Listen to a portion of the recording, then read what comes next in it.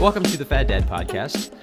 In this episode, we discuss the recently released movie, Dune, where Nathaniel and I discuss a few of the synopsis points, what we liked, what we didn't like, and tell you what to expect when going into the film. Yeah, we definitely we talk about whether we like Zendaya more as Mary Jane or Mary Jane in this movie. Mm-hmm. All this and more on this episode of the Fat Dads. Ladies and gentlemen, the Fat Dads Podcast. Welcome to the Fat Dad Podcast. My name is Seth. I'm Nathaniel.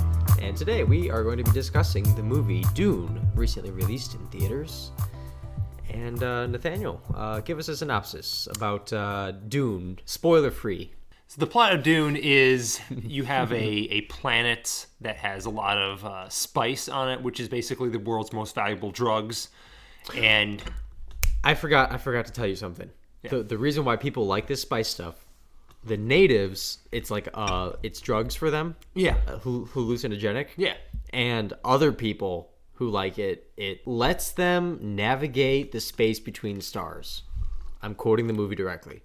Right, because it comes into play where someone tells Paul, the main character, that he could be the one to like transcend time and space and some other stuff. Something like that. So it's not explained. The technology is not explained, but that is the natural resource. And I Nathaniel missed that part at the very beginning, yep. Arriving late. Yeah. Okay, so but that is kind of the setup that. So Dune has all this spice stuff, which is drugs for everybody. You know, it's basically just in the sand. It's not even like you have to mine super deep. It's just like in the sand. It's all over the place. So basically, there's one of the houses as a part of this. So like, there's the Senate area, and one of these families, which the main character Paul is the son of the leader of this family. Mm-hmm. They take over Dune. And they're going to, take over mining the spice for it, right? Yeah, that's not the correct location term. Dune is this is off of Wikipedia. Dune is a 1965 science fiction novel by American author Frank Herbert, originally published as 2 separate series in Analog magazine. It tied with Roger Zelazny's The Immortal for the Hugo Award. Okay, skip all that. Here we go. Dune is set in the distant future amidst a feudal interstellar society in which various noble houses control planetary fiefs. Okay, like a territory. It tells the story of young Paul Atreides, whose family accepts the stewardship of the planet Arrakis. Okay, that makes sense. It's not so much that they were going there to like conquer it, but they were going to like take care of it. And they're like assigned to it, right? Right. Okay. That explains a lot in the movie by itself. Yeah. So they're assigned to this world, and pretty early on you get the impression that there's another house in the galaxy who wants to take over the planet. Mm-hmm. And kick House Atreides off the planet, basically, and that's our spoiler-free review. Yeah, of the plot of the movie, and we're gonna just kind of tell you, we're gonna recommend the movie or not based on our experience before we get into a very deep spoiler-full conversation. Okay, so Nathaniel, would you recommend this movie? Yeah, negative. No.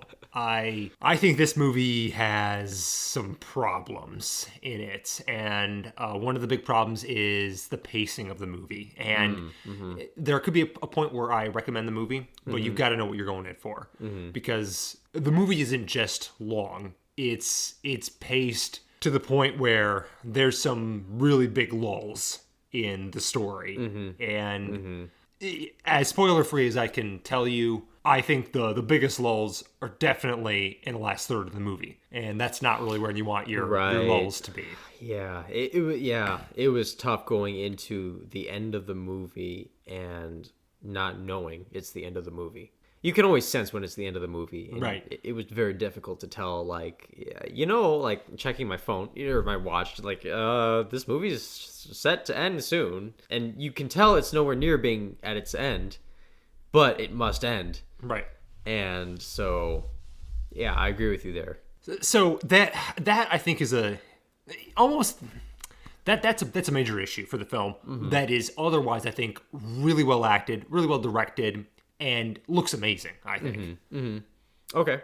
Did you have anything else you didn't or wouldn't recommend about the film? It's PG-13, but some of the violence and some of the villains are definitely very bad people. Yeah. And so It's Marvel violence, I would say. It's not anything that I feel like most people or most children like wouldn't see in a Marvel film. Oh, I think it definitely is a little bit more visceral than a Marvel film, for sure. I think it's less that comic book style, knock people through a wall and the person's fine. In this movie, it's definitely. I'm thinking of specifically like some of the beheadings that happen. They don't show any of the beheadings that happen. No. But like the Avengers, do you remember the beginning of Endgame? Yeah, They straight up showed the decapitation of Thanos at the beginning of Endgame. that's true. But I don't know. In that, I can like it's a little bit more CGI. It's a little bit less grounded in realism, so it doesn't matter as much. But I'm just like to the extent to which they showed that is kind of what I'm saying. Like in Dune, they actually didn't show any of that. right. So I felt like they didn't lead into. There's no blood, no gore, the violence. I mean, there were stabbings, there were beheadings. They just didn't show it really. Right.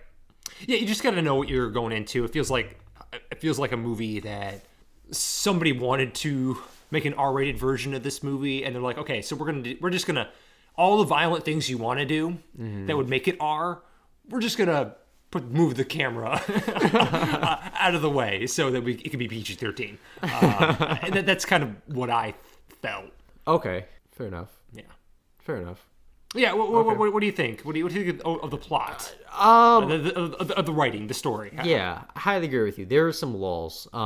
Other than that, I would recommend it with the condition that you watch it in theaters and, if possible, IMAX. And this is a movie I would, because we didn't see it in IMAX together. Right. I would go back and watch it again in IMAX. Really? Okay. Yes. Because I've heard so much praise for it in IMAX, and I could see where that praise is coming from because of the spectacle of the film. Right. Don't think we got it watching it the way we did completely. Maybe not. I don't know. But I would definitely give it a try in IMAX. And if that's an option for you, if you're interested in watching the film, that is what I would recommend. Yeah, I would go see it in IMAX. I agree. It's a spectacle. And I definitely think if you watch it at home, you will not enjoy it. I know for a fact I would never ever get this movie and watch it again at my house unless I had a stellar home theater. And I think that goes to how much the story doesn't work. At least this, I think this is pretty well known that this is a part one. It ends on a cliffhanger, and this is one of the more pathetic cliffhangers in recent memory. There's nothing at stake in the cliffhanger, right? Yeah, and like I had mentioned before, as far as the story goes, you're always wondering what's supposed to happen next because there's no clear goal about what the characters are trying to do. It was not clear to me at all what the villains were trying to do. It wasn't clear what political agreements there were that motivated their decisions. Gosh, if you have to just sit back and enjoy the spectacle. There were some really cool shots. If you could feel the bass inside of you for some of the shots, it was kind of cool. Yep. The music, Hans Zimmer, I think, did a great job. It was poignant, I think, at different points. There was no music I noticed in some parts, and then when the director wanted you to feel the emotion, that's when he kind of released the Hans Zimmer. Yep. And you could really feel the moments that they wanted you to feel. So if you enjoy it in that regard, just the sensation of viewing a movie and feeling like that, then it's fine. If you are trying to follow the story at all and you're trying to be invested in the characters, it's very difficult to, especially not knowing like not reading the novel, not seeing Dune before, I don't know. Do you agree with that? Yeah, I think I do. The actors and It's an all-star cast, they do, I think, they have a difficult task to try to give their characters as much life as possible. And I think that they did a good job. Rebecca Ferguson is amazing in her role. Paul, he does a great job. Oscar Isaacs as the patriarch does a great job. And so I think the actors really breathe a lot of life into the characters that the script doesn't give them. Oftentimes throughout the movie, there's either long moments of silence where actors are just kind of looking at each other, or the actors say things that we can't understand in the theater. And, and sometimes I was happy when there were subtitles because characters whisper so much and it's like, wait, what did you say? and literally, the actors, the characters are going, it's like, can you speak up? yeah. It's like, oh, just give me subtitles. I'm okay. Yeah. It was usually when they were transitioning into subtitles. Right. Which doesn't make sense when you think about it, because everyone can speak English. So when they introduce an alien language, it doesn't seem like it's used efficiently because it isn't. There are different groups of people in this movie, right? There are the main people that John is from, whoever you call them. There's the natives on this Dune planet, and then the free men, right? Yeah. And then there's the antagonist or whatever. So if there was like a language barrier, right, between the natives and the whatchamacallit family, that would make sense that some people knew the language, but some people don't. And that it's only used, but everyone knows English and everyone knows the English language. So it doesn't matter. It doesn't matter who speaks what or when they speak whatever. It's just like... Right. There's no time that they go, okay, we're going to use alien language here so some people don't know what we're saying. Because it seems like everyone knows the alien language. Yeah. And it's like, well, why are you talking the alien language? We can understand you. There's sign language that they use, which is fine. Like, I'm okay with the sign language as a way to communicate with somebody, because it seems like they're secretly communicating with sign language. That's fine. It's when they're talking English and then for no apparent reason they start switching to alien tongue. Right. So there are some people who don't know the sign language, but there are still a lot of people who can understand sign language, because the first time that we're introduced to it, it's the natives who are using it. And they're using it next to the mother, and so we assume the mother doesn't understand what these hand signals mean, right? But then scenes later, she uses it, and her son knows it, and they're communicating to each other, and it's the bad people who don't know how to use it. So it's not consistent there either. Yeah. And maybe it's now. I can tell a lot of love was put into the movie in terms of a lot of appreciation for Dune. They took for the novel. They took it and they put it into this movie. So that might play into it, right? The different languages and things like that. Probably. Now, I think there's also a point where that is to the detriment of the movie, how much they wanted to represent the novel. And part of that is in the screenplay, because the screenplay is not good. It's not a good story. And I think, especially considering where they cut it off in the movie, right? The movie doesn't rise to a crescendo. It kind of putters and like collapses in a heap at the end of the movie, rather than, the in the middle of the movie, there's a full of tension and action, and then it just kind of gasps and dies. like it just runs out of gas.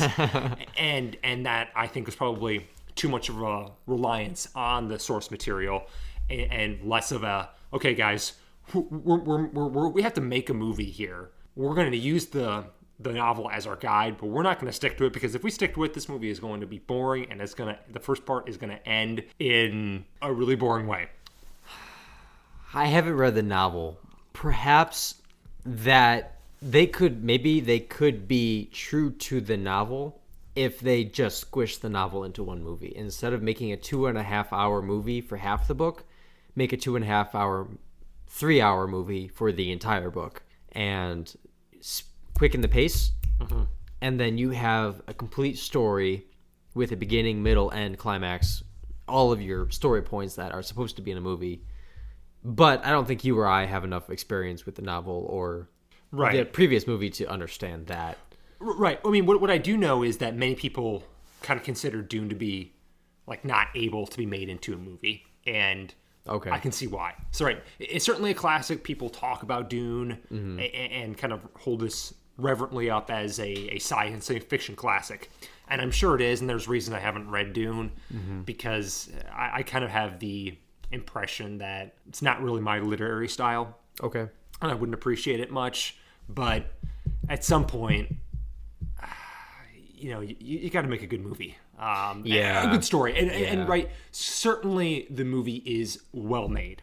And I'm not trying to criticize the filmmakers because I think they did an amazing job. I just think at some point the story has to do some work. Yeah. And I don't think the story pulled its weight. Yeah.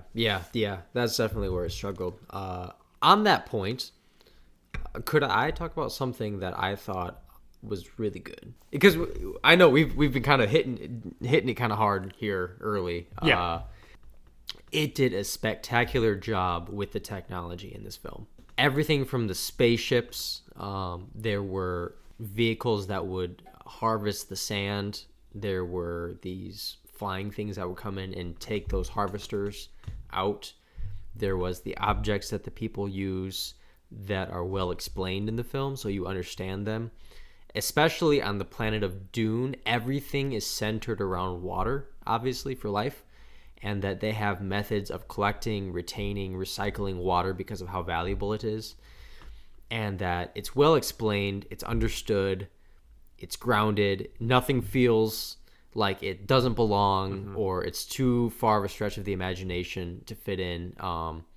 And so I think for that in the film, it's very, very well done.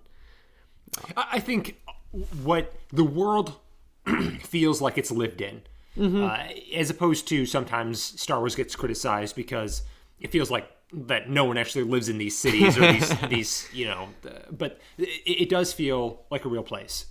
Things absolutely, yeah. The even the CGI things on screen feel like they actually have real weight to them.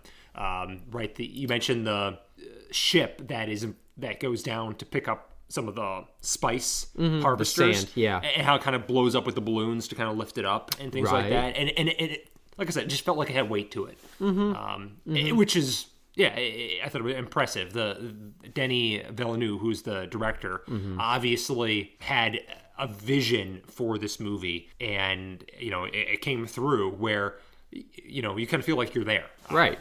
Yeah, they had scenes on a different planet where the ships are coming like out of the water, and that felt very real.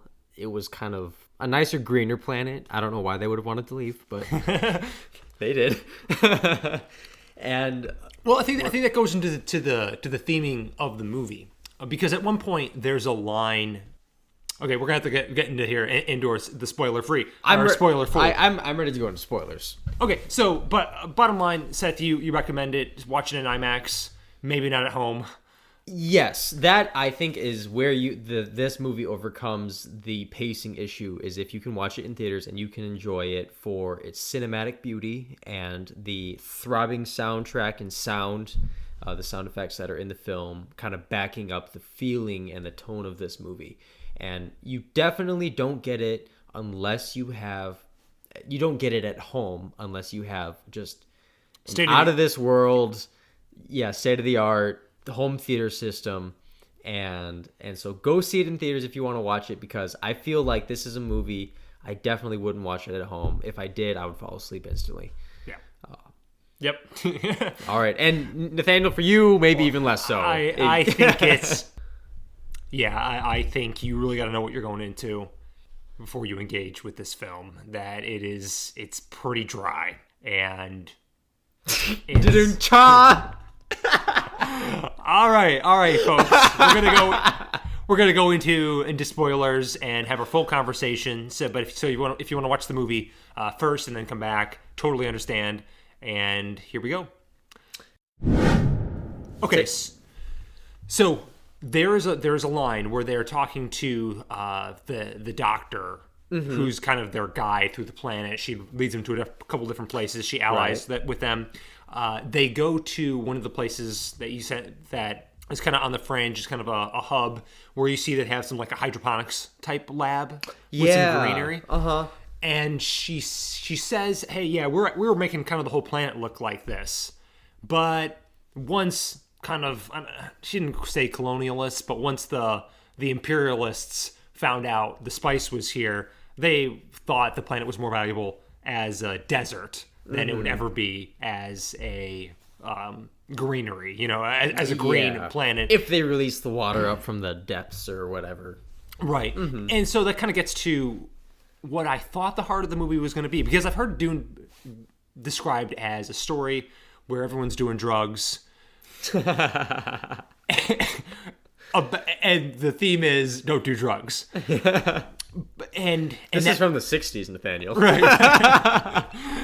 So right, everyone wants this planet. They're fighting over the planet, and maybe there's a parallel to today where you know that there are interests that go, you know what, we want this state of affairs to continue, kind of the current drug landscape, because it benefits our pocketbooks or it benefits our society in some way, and that holds things back, right? Yeah.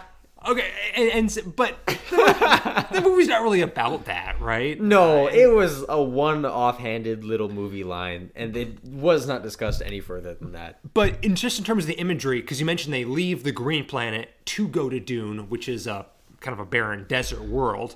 Right. And so metaphorically, could you say, look, everyone's fighting over a place that's not so great, but so that everyone can be hooked on spice. Yeah. There was, and here's another issue that I had with this movie, was the political scene of this movie. There are politics in this movie, and if you couldn't follow the Phantom Menace, you will not follow this movie. There are reasons, like political reasons, why they want to go to this planet because of the power structure in this galaxy, and it's not fully I didn't fully understand that their reasoning for some sort of advantage that they would have if they moved to this planet politically, not just the resources. Politically, there was a reason that they wanted to go, and it was just like, I don't know if they wanted to get on this like Emperor's good side, who was telling them to go, or they signed a treaty so that they could go there.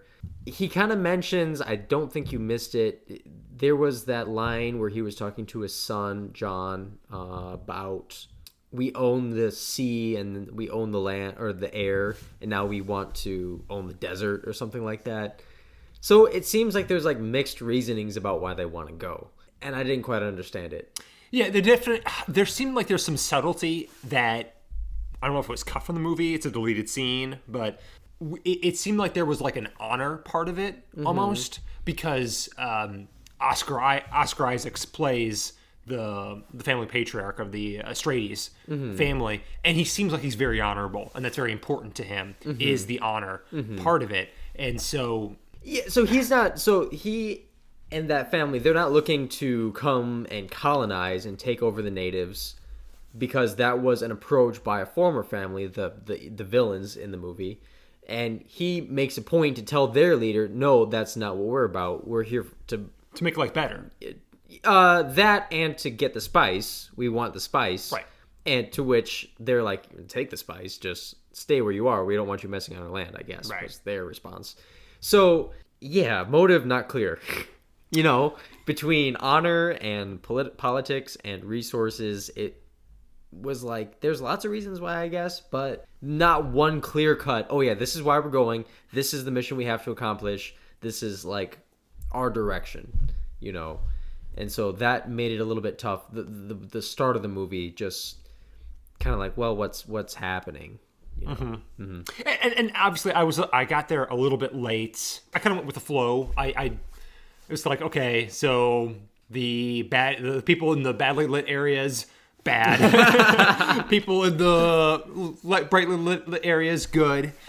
And I didn't think too much more of it. And if you approach it like that, I think the movie's pretty easy to follow, but you're going to miss some subtleties. Although, if there are any subtleties to get, and that's one of my issues with this movie, is it's not a very subtle movie. The alliances seem like they're pretty cut and dried. Right? The doctor ends up, one of the doctors, the Asian guy, kind of turns on him and backstabs him, lowers the shields, lets the bad guys come through, and they kill a bunch of people. But there's not too much other character subtlety, right? Jason Momoa plays a character who his job is to protect the royal family. Which he does to his death. Yeah. Okay. All right. Whatever. And so, right. Even the one, I call her a doctor. I think she's actually like the judge, right? Isn't that her role? The judge lady kind of plays a character like, oh, can you trust her? Can you not trust her? Oh, she's dead. The native that was Yeah. their guide. She was like, and that's the thing. Like, you always had a feeling like you couldn't trust a lot of the characters, but it wasn't hard to know that which ones were trustworthy and which Right. ones weren't. Right. She was like, You the guys don't trust her right now, but they will. Yes. She's Exactly. good. You can tell she's good. Yeah, I definitely see what you're saying there. I thought you meant the Empress lady at the beginning who had her close ties with the Empress, and she made John put his hand in the box. The Ben Garrett, the cult, the people. Yeah, see, and that was another group of people I wasn't sure about because John's mother hailed from them in some way, Right. and she and Oscar Isaac I thought were married, but I guess they weren't. No, But they're still together. She Right. still lives like she were a queen. I yeah. Well, suppose. he's not quite a queen. I think she's like the concubine, and Oscar Isaac says, oh, "I should have married you." Yeah. At one point, it's like, well, wait, why is that line even? And this is what I'm saying is why even mention that subtlety to the audience? Because we could have just accepted, hey, they're married. And that would have been the end of it. Yeah. Like, why Yeah. mention the fact that they're not married? Like, that's a detail that just is distracting. It doesn't actually help the story. Yeah, I got the feeling that there was so much backstory to what's her name, the mother, John's mother, and that she had that connection to this cult of people who could speak their things and force people to do other things. Was it Paul? I've been saying John this whole time. Yeah, Paul. What the? Well, I don't know why I was thinking that it was John. We got you. Well, I'll just put this in here. I have to take full ownership. I was not watching this movie close enough. The main character's name is actually Paul. And for the first beginning of this entire podcast, I've been saying that his name is John. I own up to it. I don't even know the name of anybody else in this movie. No. No. Paul is the only person with a normal name and the only person I actually know. Correct. And I couldn't even get that. Thanks, Nathaniel. Moving on. Take it to... All right. So one thing that bugged me about the pace of this movie, and the doctor attacks Oscar Isaac and jabs him, and Oscar Isaac lives long enough to make it and confront the evil guy. Mm-hmm. And he's paralyzed, and then Oscar Isaac unleashes his little, poisonous gas that kills everybody, except it doesn't kill the bad guy. And it's moments like that where I go, as a screenwriter, just condense the events. Nobody important dies because Oscar Isaac's poison gas, because it didn't even kill the villain. Mm-hmm. And so you could have just had him die there, and then had the bad guy kill the doctor, and you just cut out 5 minutes of your movie, and the movie is faster paced. Right. And so it's like, do we really need this? I don't even know. Like, do we need Jason Momoa's character at all? Does he provide any helpful service to us? That's a good question. Now, I really liked his character. I did too, but in terms of like making this movie speed a bit, I guess he does kind of find him in the desert, but couldn't they have just Done that? walked? Yeah, exactly. And I don't know. I go, this movie is so long, and I think what we need to do is talk about our best and worst for the movie. What do you want? Best? Worst? You want Yeah. worst first? No, I'll go with the. Okay, we'll go with the worst first. Worst first. All right, take it away. Worst first is I am getting tired of stupid duels. Stupid duels need to go. And when at the climax of the movie, Paul fights some guy who's just like angry, right? He's just like, the mom shows that she's tough and kind of, shows Javier Bardem's character that, hey, look, I can fight. And then he's like, okay, well, we're just gonna lead him to our tribe. And you got this one straggler who's like, no, I don't want to take him to the tribe, and I'm gonna fight somebody. And he ends up having a duel with Paul for no apparent reason. No. Okay, here's where I disagree with you. That was significant because that guy was in Paul's visions. It was that specific guy. Yeah. And he was forced to kill him. And Paul had not taken a life in that movie. Right. Which was a little bit odd to me why that would bother him, but he hadn't, and he did struggle with it in that moment. But not really. Okay. So here's it's kind of pointed out that he's never killed anyone before. That's fine. Okay, I have no problem with that. But it's sort of like there's a couple of moments where they're fighting in the arena, right? And it's not really an arena, but they're fighting in the sand, in the circle of people. The sand. And they're going at it, and Paul has a couple of times where he could have just kills the guy, but he doesn't. And then Rebecca Ferguson's character, his mom, leans over and she says, he's never killed anyone before. And then, like, 30 seconds later, Paul just, like, kills him without any ceremony whatsoever. And there was that little bit where he had another vision, and it was like he had to decide to kill that guy, and that was his little decision moment. There was a moment where he decided to kill him. But what's the moment where it has an effect on Paul? And that's what I thought that was missing. Like, Paul just, like, kills him, and he's like, okay, I'm ready to embrace my destiny. Let's go across the sand. It was right after that. There was, like, a whole 2 minutes of him walking away, and he was in slow motion, and he was all in the feels about it. And everyone's putting their hand on him to show respect, man. You killed one of our own. Man, respect. You can't tell. There was that scene and that part was all about emotion. There was no emotion for me whatsoever. I was bored watching it. I didn't feel like it was a visceral moment at all. Like it was an intense. It's like, can we go into something more interesting? Oh no, the movie's over. Okay. I will give you at the very least that it was a little bit quick.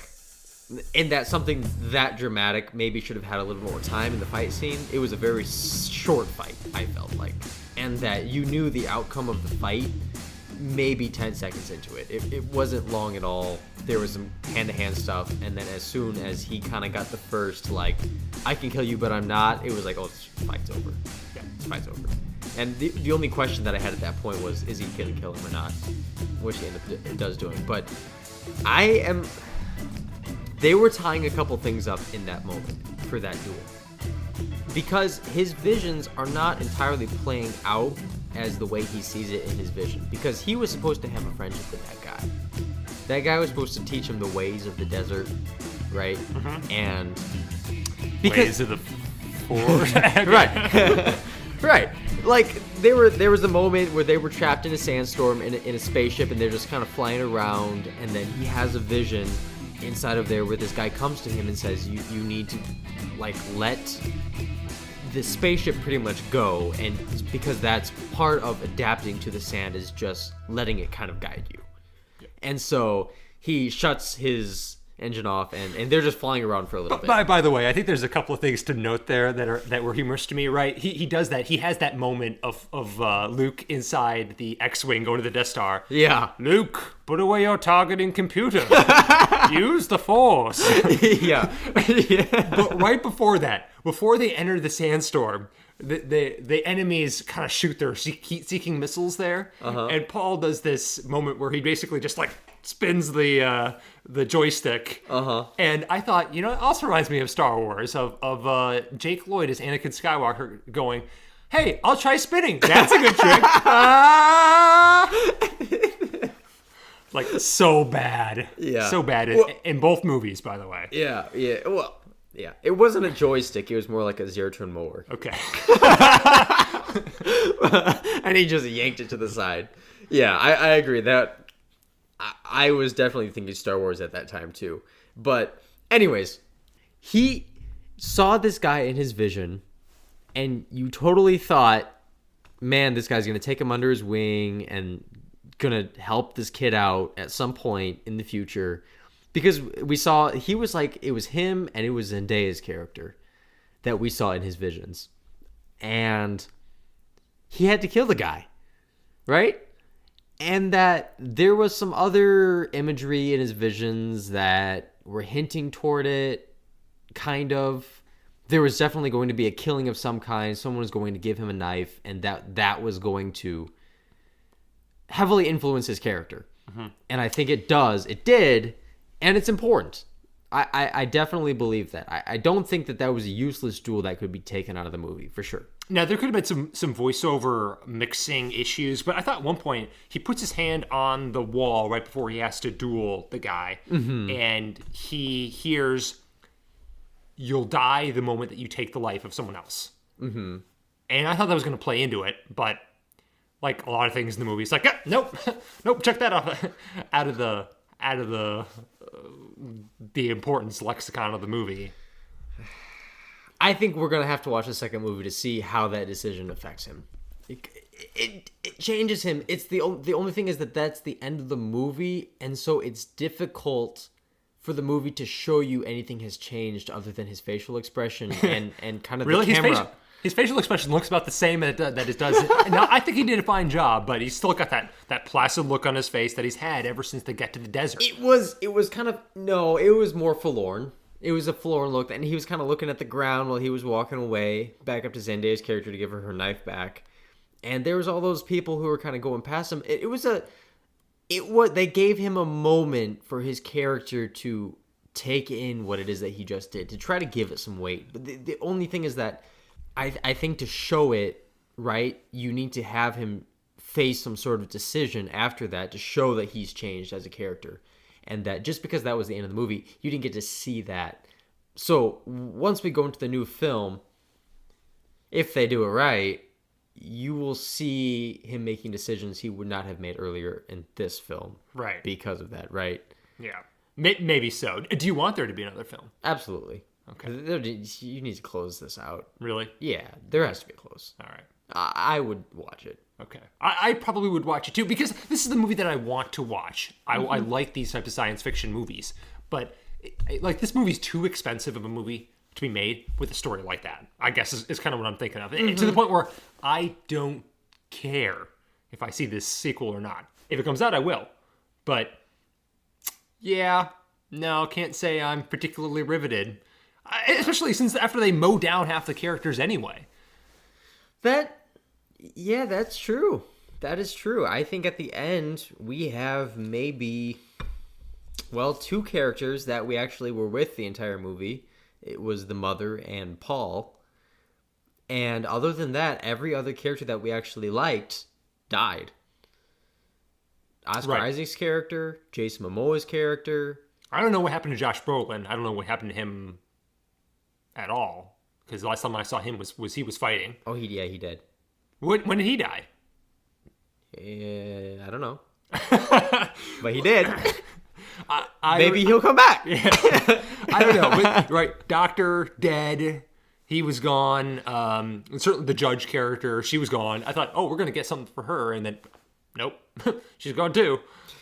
I didn't like how they did that. They definitely could have built up some suspense or something. And it was just like, she was doing something with like leading the sandworms around. Well, she was going to ride the sandworms, right? I mean, she got her little grappling hooks, and at the very end of the movie, you see someone riding the sandworm.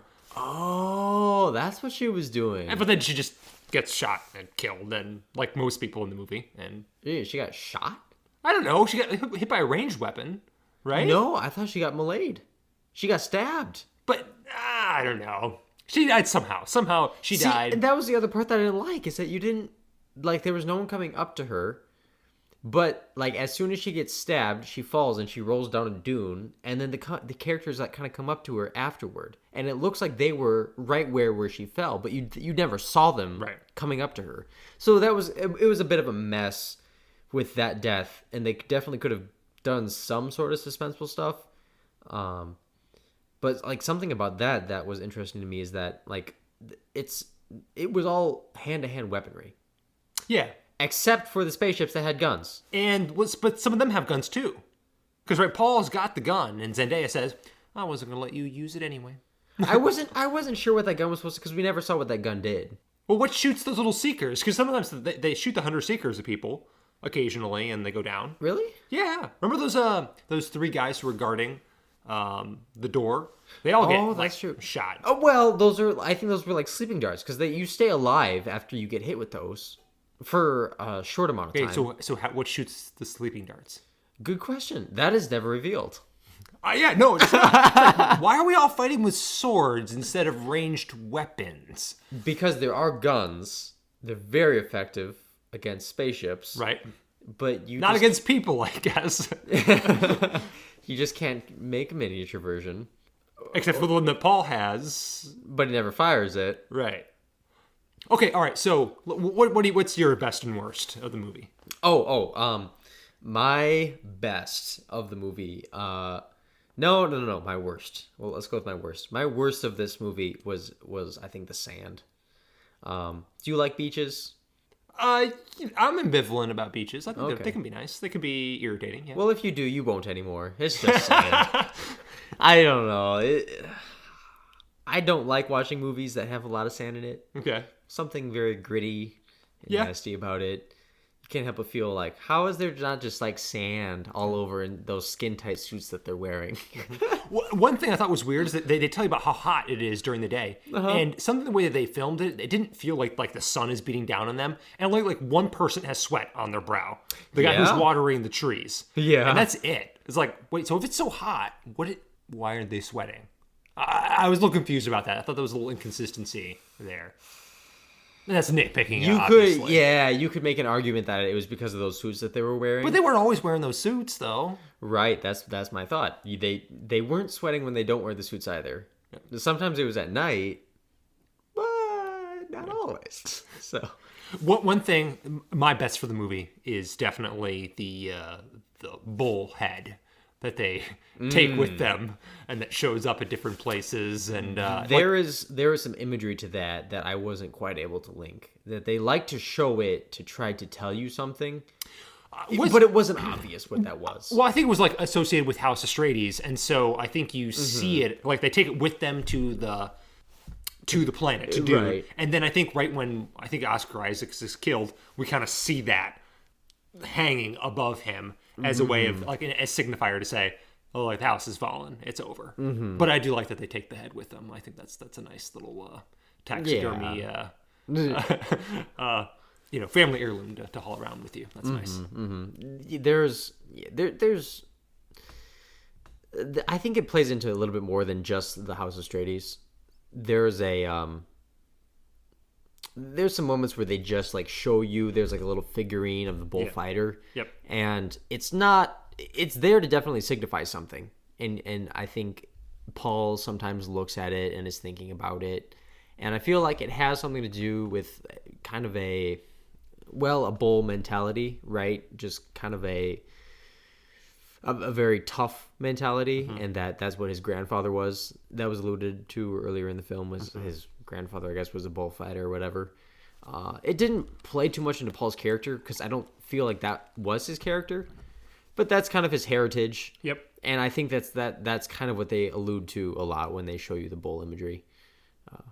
I like that too. Yeah. I'll agree. My best of the movie? What was the actor's name? Paul's actor's name? Man, he's got a killer jawline. I gotta say. I have not seen anything else that he's been in, but it's like every time he's on screen, it's like, my goodness, his cheekbone is like right there. Chiseled from stone. Exactly. Like the statue of David. Yeah, but he's so, and I mean, no disrespect to the actor, but he's so skinny looking, so pathetic looking. And, there's even a joke about it. You've been building muscle. Oh, have I? No. And yet somehow he's able to be an awesome fighter who takes down one of the natives' best fighters at the very end. Yeah, exactly. They're all talking about Zendaya is like, he's a good fighter. He won't let you suffer long. And, and, like, I just love Zendaya. It's like she just acts like Mary Jane Right. in the Spider-Man movies. You know what, Nathaniel? That's my other worst. Is I feel like once you're part of a big budget film, there's not too many other films that you can be a part of. Mm-hmm. And I saw so many of these characters and thought, oh, I can only see that person as that Marvel character or this Marvel character, right? Right. It was the Drax. It was Thor's girlfriend's dad, the weird scientist dude as the main villain. Mm-hmm. It was Oscar Isaac as Poe Dameron. It was all over the place. Mm-hmm. And it was distracting. And I mean, what do you do, I guess, right? Because everyone's part of the Marvel universe now. But I didn't think it was that bad. I thought Zendaya as Mary Jane, I thought that was the worst one, because you see her in visions a lot, like, and that's another thing. This movie has so many visions. It's like a psychedelic attack over and over and over again. Like, okay, we get it. He's having visions. And it's about Zendaya. Yeah, well, I mean, who wouldn't want to have visions about Zendaya? Like, I get it, but at a certain point, I just want the movie. I want the story to actually engage and stop seeing, so many of these visions. And I guess, right, we see these visions of Zendaya and as maybe an important character who Paul is going to connect with, and then when we meet her, she's just Mary Jane. I guess that's kind of what I'm thinking. Yeah, Zendaya's good at that, kind of a snarky character type. Right. And she doesn't say anything during the visions, but when we do get to meet her, that's her lines pretty much are kind of not entirely comedic, but kind of cocky, like you said, kind of snarky. Yeah, cocky, snarky, and they're very Mary Jane-like, but in a world that's supposed to be a lot tougher and grittier, it's like I'm not sure that I really take this 90-pound girl seriously. Mm-hmm. Well, I guess I'm not sure I really take this 90-pound guy seriously either. Yes, let's move right into our next segment. All right, so I think it's definitely time to like, you've heard us talk about the movie, but I think it's worthwhile bringing in what the people say about it. Exactly. Right? They have as much of a claim on the conversation as anybody. Precisely. Nathaniel, were you able to find any good reviews on Dune? Yeah, definitely. There is a lot. I actually went to Rotten Tomatoes for my review. Okay. All right. So what I was gonna talk about the review that Chrissy said on Rotten Tomatoes. She said it was boring. She said I fell asleep so many times. But because you agree with it. I kind of do agree that the movie it held my attention for the first hour and a half, but the last hour, once they start walking on sand for miles and miles, I don't know. It kind of lost me a little bit. But so I'm gonna talk about Deborah's review and read her review from Rotten Tomatoes. All right, Deborah says, quickest 2 hours in a movie theater in a long time. For sure, the last 2 years. Enjoyed the movie from start to finish. Now, I don't know if time ceases to exist when Deborah steps into a movie theater, or whether she is involved in some sort of relativity that, Einstein's relativity. But, yeah, she definitely was in a different movie than I was in, for sure. Maybe it was the new Halloween movie that came out or something. Sorry. Okay. You good there? My review was off of Google Play. And there's this girl named Hollis Ramsey. Gave it 1 star. And her review is titled Villeneuve's Dune, Mother of All Cliches. The 1966 Frank Herbert novel had it all, or all that seemed then and still seems now to encompass what all is. Emperor, Baron, Duke, prodigal son, witches, aliens, a seductress, a ginormous extragalactic annelids, and life. So this is coming from a grammar knowledgeful person. Okay. And life-enhancing yet addictive panacea, armies galore in battle upon battle, both large and small, etc., etc., and so forth. The 2021 film adaptation of the first half to 2/3 of the book is both less and more. It's the Lord of the Rings without sass, Star Wars without quirkiness, a pompous, overblown grandiosity that takes itself way too seriously. Spice, aka melange, is its one ring or force, intended to demonstrate that ownership of what generates unsurpassed wealth equals power equals control. And to think I never knew that. The production design and lighting aren't just atmospherically dark, they're so darn dark that I had to turn out all the lights just to see the film. And you know what they say, once you turn out the lights, the party's over. Never truer than here. The Hans Zimmer soundtrack, sucks out all the breathable oxygen. Overbearing, seemingly omnipresent Tuvan throat singing, a technique of which I'm usually quite fond, is reminiscent of the Twin Peaks mood music by Angelo Badalamenti, but utterly bereft of charm. Like the mid-80s Saturday Night Live, it doesn't know when to stop. Hans, baby, quit hitting us over the head with Dune's inept attempts at animistic spirituality. Your exotic walls of sound cannot rescue the second apocalypse now, 37 years after David Lynch's Apocalypse Then. Whoa! Sorry, it keeps going. Whoa! It keeps going. Hold on. This is killer. You thought I was bad. No, this is it. It has more. This Fool Me Twice, Shame on Me cinematic adaptation of a popular gothic fantasy novel masquerading as science fiction is proof positive that Frank Herbert's Game of Thrones pre-incarnation is a long time from now in a galaxy who knows where isn't so much unfilmable as it is actually a chimera of inexcusable conceit.